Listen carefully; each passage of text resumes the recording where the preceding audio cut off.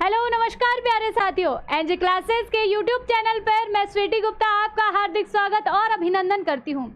आज आपके लिए लेकर आए हैं important update Assam nursing staff को लेकर। यानी कि आप सभी को बता दूं, असम में स्टाफ नर्सिंग वैकेंसी यानी कि एनएचएम की वैकेंसी आ गई है। अब ये वैकेंसी क्या है, इसके लिए क्या आपकी योग्यता यानी कि एलिजिबिलिटी रखी गई है, कि आपकी एप्लीकेशन जो फॉर्म फीस है वो कितनी होगी, एप्लीकेशन फॉर्म कब से स्टार्ट हो रहे हैं, संपूर्ण जानकारी आपकी इस वीडियो में मिलने वाली है। तो बने रहिए हमारे साथ में इस वीडियो में और चलते हैं step by step Assam NHM vacancy के बारे में। चलिएगा, पहली जो इम्पोर्टेंट अपडेट यहाँ पर सामने आई है हमारे पास में वो है, सबसे पहले तो Assam staff nursing vacancy NHM के एप्लीकेशन फॉर्म कब से स्टार्ट हो रहे हैं। तो ये जो फॉर्म है ये आपके 1 अगस्त 2026 से लेकर 15 अगस्त 2026 तक शुरू रहेंगे। यानी सिर्फ 15 दिन का यहाँ पर आपको विंडो पीरियड मिला हुआ है। 1 तारीख से लेकर 15 अगस्त तक आप फॉर्म फिल कर सकते हैं। ठीक है, नेक्स्ट इसकी जो इम्पोर्टेंट अपडेट है वो हो जाएगी हमारे पास में, सबसे पहले अगर हमने बात करी थी एग्जाम की, इसकी एप्लीकेशन फॉर्म की। दूसरी अब हम बात करते हैं यहाँ पर एलिजिबिलिटी, यानी कि अगर आपने बीएससी किया है या जीएनएम किया है या फिर आप पीजी नर्सिंग भी कर चुके हैं या आप किसी भी असम से रिकॉग्नाइज यूनिवर्सिटी से आप जीएनएम कर चुके हैं तो भी आप इसके लिए अप्लाई कर सकते हैं। अगर मैं बात करूं ज़्यादा जानकारी के लिए, आप इसकी लिंक जो है https.nhm.assam.government.in पर जाकर के इसकी वेबसाइट पर यहाँ पर आप फॉर्म फिल कर सकते हैं। और इसका एग्ज़ाम पैटर्न की बात करूं तो एग्ज़ाम पैटर्न कोई फिक्स नहीं है। लास्ट में जब ये वैकेंसी आई थी तो इसमें कोई भी आपका रिटर्न एग्ज़ाम नहीं हुआ था। यहाँ पर जो है सिर्फ आपका एक स्किल होगा, यानी कि इसमें आपका एक्सपीरियंस और साथ के साथ में आपका डीवी यानी डॉक्यूमेंट वेरिफिकेशन के बेस पर यहाँ पर आपका सिलेक्शन किया जाएगा। ठीक है, चलिएगा नेक्स्ट इसकी अपडेट हम देखते हैं। इसमें आपको कितनी पोस्ट मिलती है, कैटेगरी वाइज क्या क्या रिलैक्सेशन यहाँ पर मिलता है। सबसे पहले अगर हम बात करें स्टाफ नर्सिंग की तो यहाँ पर 2204 पोस्ट दी गई हैं। इसको थोड़ा जूम कर देते हैं ताकि आप लोगों के लिए अच्छे से विजिबल हो सके।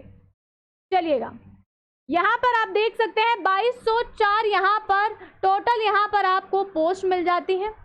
इसी के साथ इसकी जो आपकी फर्स्ट मंथ की सैलरी होगी वो होगी 20,000, यानी कि बहुत कम भी नहीं है तो बहुत ज़्यादा भी नहीं है, एक अच्छा सैलरी अमाउंट है आपका फर्स्ट मंथ 20,000। जैसे जैसे आपका प्रमोशन होगा ये 20,000 का अमाउंट भी बढ़ करके डबल ट्रिपल हो जाएगा। ठीक है, अब नेक्स्ट इसकी जानकारी देखते हैं। यहाँ पर आपको रिजर्वेशन मिलेगा, यानी कि अलग अलग कैटेगरी वाइज आपको यहाँ पर अलग अलग रिजर्वेशन देखने को मिलेगा। जैसे कि रिजर्वेशन फॉर शेड्यूल कास्ट यानी एससी के लिए यहाँ पर आपको रिजर्वेशन मिलेगा, reservation for schedule tribal, reservation for tribals hills के लिए, साथ के साथ में अगर other backward classes OBC MBC और यहाँ पर एमबीसी कैटेगरी के लिए अलग अलग रिजर्वेशन क्राइटेरिया रखा गया है इस पोस्ट को लेकर। साथ के साथ में यहाँ पर पीडब्ल्यूडी यानी कि हैंडीकैप के लिए, वुमेन्स के लिए और रिजर्वेशन फॉर एक्स सर्विसमैन जैसे कि आर्मी से रिटायर या फिर पुलिस सर्विस से रिटायर्ड जितने भी एक्स सर्विसमैन हैं उनके लिए अलग से यहाँ पर रिजर्वेशन कोटा रखा गया है। नेक्स्ट इसकी जानकारी देखें तो यहाँ पर हम बात करते हैं टोटल जो स्टाफ नर्सिंग की पोस्ट है वो 1701 है। उसका डिवीज़न किस तरह से किया जा रहा है, कैटेगरी वाइज ओबीसी की कैटेगरी में 44 वैकेंसी है, एसटी की यहाँ पर कोई भी पोस्ट नहीं रखी गई है तो एसटी वाले इसमें फॉर्म ना ही भरे तो अच्छा है। लेकिन चांसेस ये हो सकते हैं कि डीवी के टाइम पे मेरिट लिस्ट जब निकलती है तब ओबीसी वाली कुछ सीटें अगर खाली रहती हैं या एसटी वाली कुछ सीटें खाली रहती हैं तो एसटी वाले बच्चे यहाँ पर फुलफिल हो सकते हैं। ठीक है, नेक्स्ट है एससी की कैटेगरी वाइज यहाँ पर 209 सीटें हैं, टी ट्राइबल्स की यहाँ पर 170 सीटें हैं, पीडब्ल्यूडी वुमेन्स और एक्स सर्विसमैन की एज पर गवर्नमेंट रूल के अकॉर्डिंग यहाँ पर सीटें रखी गई हैं। ठीक है, नेक्स्ट इसकी अपडेट है हमारे पास में, ये देखिएगा, इसको थोड़ा जूम कर लेते हैं। अब यहाँ पर कैटेगरी वाइज कितनी क्या एज लिमिट रखी गई है वो भी यहाँ पर पूरा डिस्कस कर लेते हैं। एज लिमिट की मैं बात करूँ तो एज लिमिट आपको कहाँ से स्टार्ट करनी है, तो वो आपकी 1/1/2026 से स्टार्ट करनी है। यानी आप जिस भी कैटेगरी से बिलोंग करते हो, आपकी जो एज है यानी कि जनरल कैटेगरी की 40 यहाँ पर रखी गई है, तो 1 जनवरी 2026 तक अगर आप 40 साल के होते हैं तो आप इस वैकेंसी के लिए एलिजिबल होते हैं। 40 से ऊपर है तो आप एलिजिबल नहीं होंगे। नेक्स्ट यहाँ पर हो जाएगा ओबीसी या एमबीसी, जिसकी 43 एज रखी गई है, यानी 3 साल का यहाँ पर आपको रिलैक्सेशन मिलता है।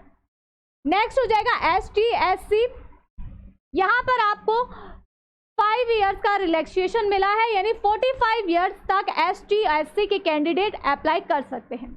इसके बाद में है पीडब्ल्यूडी के लिए 50 इयर्स यहाँ पर एज लिमिट रखी गई है, यानी कि 1/1/2026 तक अगर आप 50 साल के हो पीडब्ल्यू कैटेगरी में तो आप एनएचएम असम वैकेंसी के लिए एलिजिबल होते हैं। नेक्स्ट हम देखते हैं यहाँ पर, इसमें आपको पूरा का पूरा बताया गया है कि असम में आपकी जो पोस्टिंग है वो कौन से एरिया में कहाँ पर होगी। जोन दिए गए हैं और डिस्ट्रिक्ट दिए गए हैं। जैसे कि बात कर ली जाए इस जोन के बारे में,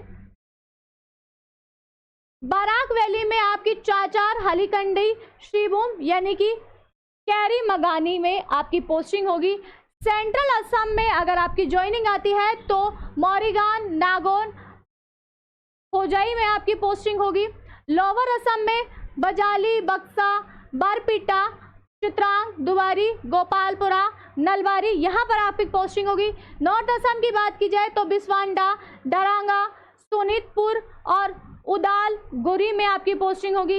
अपर असम की बात की जाए तो यहाँ पर आपकी तिनसुकिया, चारकोंडिया, धेमाजी, डिब्रूगढ़, डोलाघाट, झोरघाट, लखीमपुर, मौलाजी और शिवा सागर में आपकी पोस्टिंग दी जाएगी। ठीक है, ये हो जाती है आपकी एनएचएम के बारे में कंप्लीट अपडेट। चलेगा वापस से, इसकी पूरी जो पोस्ट है वो 2204 पोस्ट है और इसकी सैलरी है 20,000। बहुत अच्छी पोस्ट है। इसके लिए एग्जाम अभी कुछ फिक्स नहीं है। लास्ट में जो वैकेंसी आई थी वो पूरा का पूरा यहाँ पर एक्सपीरियंस बेस्ड, स्किल बेस्ड हुआ था। डीवी के अकॉर्डिंग आपका सिलेक्शन प्रोसेस किया जाएगा। ये जानकारी आपको कैसी लगी और साथ के साथ फर्दर वैकेंसी की जानकारी के लिए हमारे इस चैनल को सब्सक्राइब जरूर कीजिएगा। Thank you so much.